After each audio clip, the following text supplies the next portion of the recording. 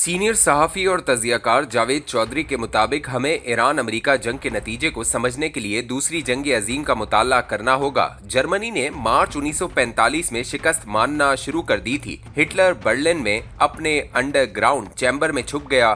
German फौज पसपा हो चुकी थी और इत्तेहादी यूरोप का कब्जा वापस ले चुके थे, लेकिन जापान हार मानने के लिए तैयार नहीं था। वो मशरिकी महाजों से इत्तेहादियों को मुसलसल टेंशन देता चला जा रहा था।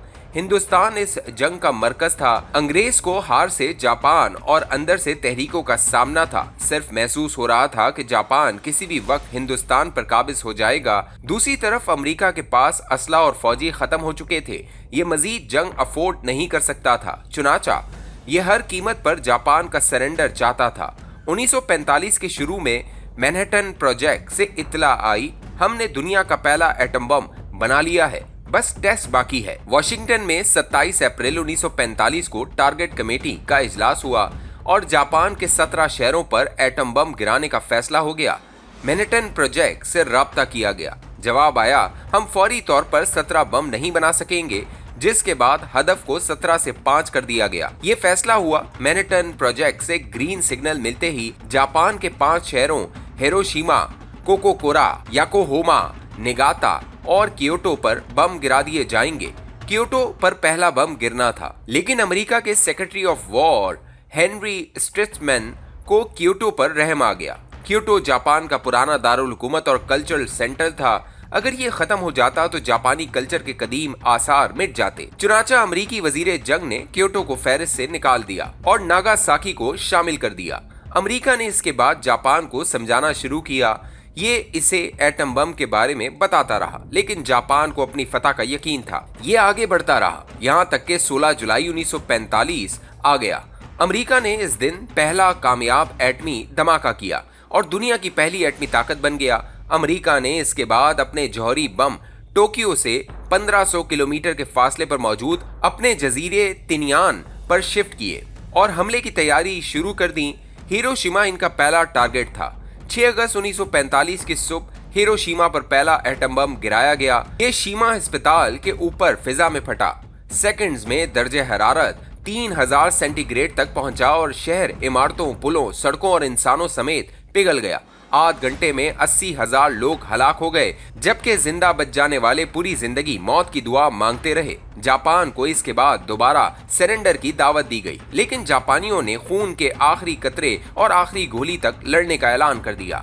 चुनाचा अमेरिका ने 3 दिन बाद 9 अगस्त को नागासाकी पर दूसरा एटम बम गिरा दिया। 75,000 लोग पहले मिनट में हलाक हो गए, जबकि पूरा शहर राख का ढेर बन गया। जापान को सूरत हाल की नजाकत का अंदाजा हो गया। इसने फौरन हथियार डालने का ऐलान कर दिया। 15 अगस्त 1945 को सरेंडर के डॉक्यूमेंट पर दस्तखत हुए और यूं दूसरी आलमी जंग खत्म हो गई। हम अगर आज जंग अजीम दोम के आखिरी लम्हात का तज्जिया करें तो हम अमरीकी टेक्नोलॉजी और जापान के जज्बे हुर्रियत की दाद देंगे। हम तस्लीम करेंगे जापान ने जंग लड़कर दिखा दी और अमेरिका ने पूरी दुनिया से अपनी टेक्नोलॉजी की कुव्वत मनवा ली। लिहाजा दोनों जीत गए, लेकिन इस जीत पर हिरोशिमा और नागासाकी के 2.5 लाख लोग कुर्बान हो गए। इन बेचारों का क्या कसूर था? ये 2.5 लाख लोग खुशकिस्मत थे। वो पलक झपकने से पहले दुनिया से रुखसत हो गए। असल इम्तिहान जख्मी और बच जाने वालों का था। वो पूरी जिंदगी रोते और आहें भरते रहे। हम इंसान अक्ल और जज्बात का मजमुआ है। अक्ल आखिरी सांस तक इंसान को बचाती रहती है, ये इसे बताती रहती है दुनिया में सरवाइव करना सबसे बड़ा कमाल होता है, जबकि जज्बात पूरी जिंदगी ममूले को शाइन से लड़ाते रहते हैं और जंग में हर मर्तबा बेचारा ममूला मारा जाता है। हमें ये भी मानना होगा ताकतवर लोगों और बड़े मुल्कों की अना भी बड़ी और ताकतवर होती है। ये जब जख्मी होती है तो फिर ये दरिंदे बन जाते हैं। ये डायनासोर की तरह छोटे जानवरों को पांव तले कुचल देते हैं। अमेरिका ने 1945 में यही किया था। इसे जब महसूस हुआ इसके पास हथियार, बारूद और जवान कम पड़ गए हैं, तो इसने डायनासोर की तरह छोटे जानवर पर पांव रख दिया और इसे ये करते हुए यानी शर्फ़े इंसानी से नीचे आते हुए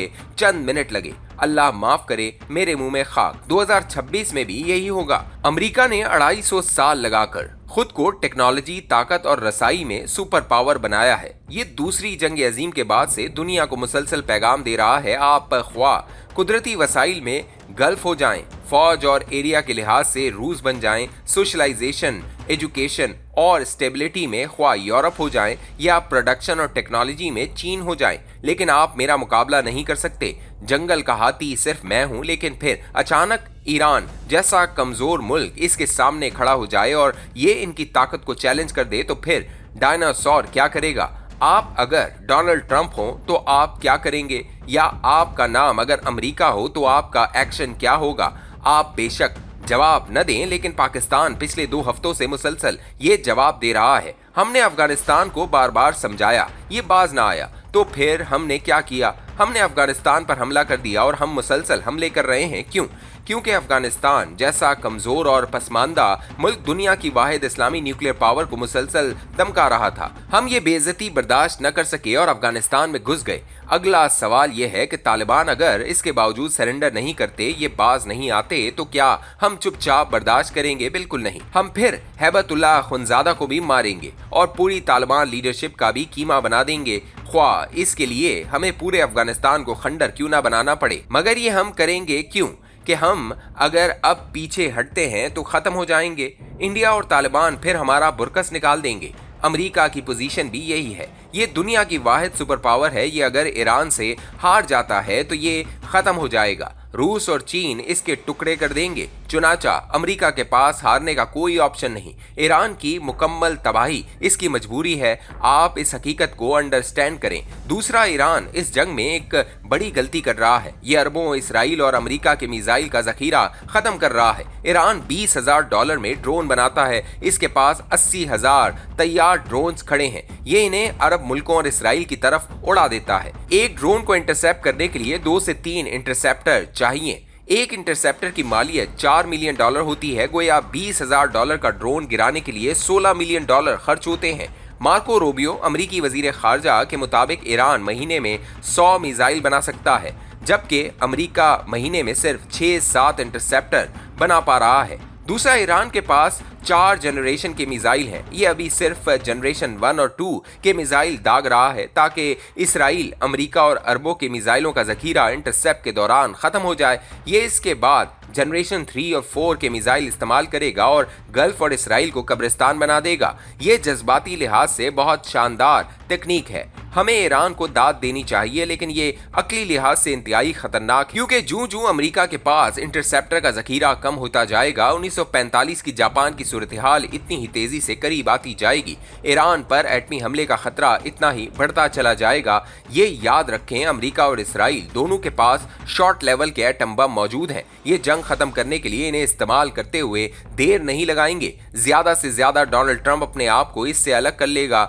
ये नेतन्याहू को आंख मार देगा और ये ईरान पर 3-4 छोटे बम गिरा देगा और इसके बाद ईरान में जापान से 10 गुना बड़ी तबाही आ जाएगी। हमें यहाँ एक और नुक्ता भी समझना होगा। अमेरिका और जापान के दरमियान वसी फासला था। ईरान और अमेरिका के दरमियान भी ठीक ठाक दूरी है। चुनाचा अमेरिकी ताबकारी के असरात से बच जाएंगे, जबकि अरब रियासतें बिल्कुल ईरान के मुंह पर हैं। ये बराह रास्त एटमी ताबकारी से मुतासिर होंगी, जिसके बाद गल्फ की रौनकें हमेशा के लिए खत्म हो जाएंगी। अरब शाही खानदान भी गल्फ में नजर नहीं आएंगे और अगर खुदा न ख्वास्ता इस जंग के दौरान ईरान ने एटम बम बना लिया तो इसराइल के अलावा अरब रियासतों में मौजूद अमरीकी बेस इसका हदफ होंगे और इस सूरत में भी अरब बर्बाद हो जाएंगे। चुनाचा इस जंग में ईरान जीतते या अमरीका, नतीजा इस्लामी दुनिया के खिलाफ ही निकलेगा। ये खत्म हो जाएगी। जंग के बाद अगर अमेरिका और इसराइल कामयाब हो जाते हैं, इसका 99% चांस है, तो पूरे आलम इस्लाम इसराइल को तस्लीम करना पड़ेगा। यूं ना इसराइल को ग्रेटर इसराइल बनते देर नहीं लगेगी और ये हमें चुन चुन कर मारेगा। और अगर ईरान कामयाब हो जाता है तो पूरा अरब कब्रिस्तान बन जाएगा और इराक से लेकर ओमान तक राख ही राख नजर आएगी। लिहाजा हमारे पास बचाव का सिर्फ एक ही रास्ता है, पूरा आलम इस्लाम इकट्ठा हो, ईरान को समझाए, ये अमेरिका को फेस सेविंग दे, अमेरिका जीत के डंके बजाए, डोनाल्ड ट्रंप खुद को पीस का चैंपियन डिक्लेयर करे और ये जंग फौरन बंद हो जाए। आलम इस्लाम इसके बाद खामोशी से नेतन्याहू और डोनाल्ड ट्रंप के जाने का इंतजार करे। ये दोनों अपने आप के लिए काफी हैं। इसराइल नेतन्याहू से शदीद नफरत करता है, जबकि डोनाल्ड ट्रंप अमेरिका में अकेला हो चुका है। अमेरिकी निजाम तेजी से इसके खिलाफ खड़ा हो रहा है। इन दोनों को जंगें बचा रही हैं। ये जानबूझकर जंग छेड़ लेते हैं ताकि आवाम की तवज्जो हटी रहे। ईरान की खामोशी के बाद ये अपने आवाम का हदफ बन जाएंगे। दूसरा, मुस्लिम बरादरी इकट्ठी हो, ये ज्वाइंट डिफेंस का फार्मूला बनाए, मुस्लिम नेटो तख्लीक करे और जाती मफादात से बुलंद होकर सोचे। ये अब सिर्फ इस सूरत में बच सकते हैं, वरना दूसरी सूरत में हमारे खत्म होने और इसराइल के गुलाम बनने का वक्त आन पहुंचा है। अमेरिका के इशारे पर इसराइल चंद बम गिराएगा और हम खत्म हो जाएंगे। अमेरिका के पास इसके अलावा कोई ऑप्शन नहीं। ये हर सूरत ये जंग जीतेगा, ख्वाह इसके लिए इसे तेहरान को हिरोशिमा और अस्फान को नागासाकी ही क्यों ना बनाना पड़े। और ये जंग हर गुजरते दिन के साथ इस तरफ बढ़ती चली जा रही है। चुनाचा ज्यादा बगले ना बजाएं, अकल को हाथ मारें और अपने अंजाम पर तवज्जो दें। दूसरा, सऊदी अरब ने जून में हमारे साथ दिफाई मुआहदा किया था। ये एग्रीमेंट इसराइल के खिलाफ नहीं था, ईरान के लिए था। लिहाजा कल सऊदी अरब के वजीर दिफा ने हमारे आर्मी चीफ के साथ रियाद में मुलाकात की। इस मुलाकात का मतलब ये है कि हम अब इस जंग से ज्यादा दिन तक दूर नहीं रह सकेंगे और ये हमारे साथ साथ पूरे आलम इस्लाम के लिए खतरनाक होगा।